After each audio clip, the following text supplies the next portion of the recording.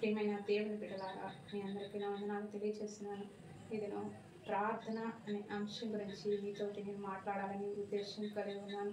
అపోస్తలుల కార్యం 3వ అధ్యాయం 1వ వచనంలో మనం చూసినట్టయితే పగలు 3 గంటలకు ప్రార్థనా కాలంలో పేతురు యోహానులు దేవాలయంకు ఎక్కి వెళుచుండగా మనం చూస్తున్నాం. పేతురు యోహానులు 3 గంటల సమయం అనేది వాళ్ళు కేటాయించుకున్నారు. దేవాలయం అనేది ఒక స్థలాన్ని వాళ్ళు కేటాయించుకున్నారు. మనం కూడా మన వ్యక్తిగత జీవితంలో ఒక సమయాన్ని, ఒక స్థలాన్ని మన గృహంలో కలిగి ఉండాలని నేను మీకు తెలియజేస్తూ ఉన్నాను. బిల్లీ గ్రహం గారు తన యవ్వన జీవితంలో దేవుని కొరకు సేవకు సమర్పించుకున్నప్పుడు జాన్ వెస్లీ గారి గృహాన్ని దర్శించడం జరిగింది. జాన్ వెస్లీ గారి గృహంలో ప్రార్థన గదికి వెళ్ళినప్పుడు ఆయన పరుచుకునే ఆ పట్టకి 2 కాళ్ళు రంధ్రాలు పడి ఉంటాయి. అంటే అంత సమయం దేవుని సన్నిధిలో గడిపాడు అని అక్కడ కూర్చొని బిల్లీ గ్రహం గారు ప్రార్థించడం జరుగుతుంది. అలాగే అనేక మంది మిషనరీస్ ఎంతో ప్రార్థనా జీవితాన్ని కలిగి ఉండటం వల్ల మనం ఈ దినాన రక్షణ పొందగలుగున్నాం.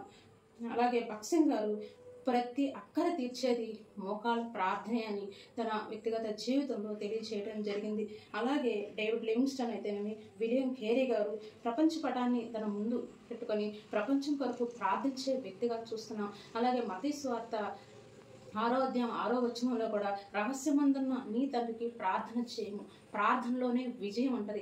ఈ యొక్క నూతన సంవత్సరంలో మీరు నేను వ్యక్తిగతంగా సమయాన్ని, స్థలాన్ని కేటాయించుకొని ఒక పర్టికులర్ సమయంలో మనం భోజనం చేస్తూ ఉంటాం, ఒక పర్టికులర్ వాటర్ తీసుకుంటూ ఉంటాం, అలాగే పర్టికులర్ సమయానికి నిద్రపోతూ ఉంటాం. అలాగే ఒక పర్టికులర్ సమయంలో మనం ప్రార్థనకి స్థలాన్ని, సమయాన్ని కేటాయించుకోవాలని మీకు తెలియజేస్తూ ఉన్నాను. మీ అందరికీ నా వందనాలు. ఈ ప్రార్థన అవసరతలంటే నాకు తెలియచేయండి. ఈ కొరకు నేను ప్రార్థిస్తాను.